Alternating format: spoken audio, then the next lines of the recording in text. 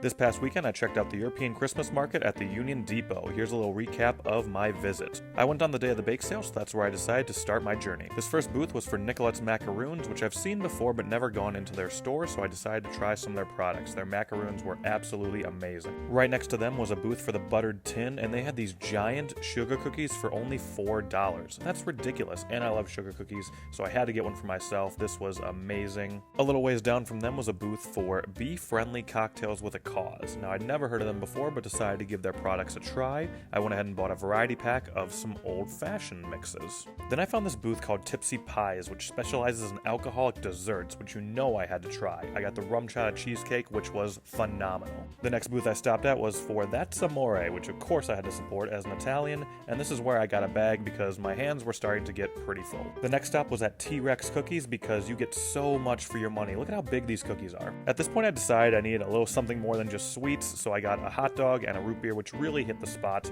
before I headed outside to the actual European Christmas market, which was huge. The market has essentially 3 different areas to explore, and all of them are packed to the brim with different vendors, experiences, all kinds of European delicacies, and people. Lots and lots of people. It was really nice to see all these people come out to support these vendors despite the weather we were having that day. These vendors have so many cool products. Some of my favorites included these soy candles that were made inside recycled mugs from the Renaissance Festival. There were also these really intricate candles made out of beeswax. There was tons of hand-blown glass and Christmas ornaments as far as the eye could see. But one of my favorite booths had to be this one with all these really cool and intricate wood carvings. Look at the details on these. I particularly liked the Star Wars products that he had. He was out of X-Wings though, so I didn't end up buying anything here, but still, the detail on these is amazing. The back area of the market is where they have Santa's Village, which I gotta admit was a pretty cute little area.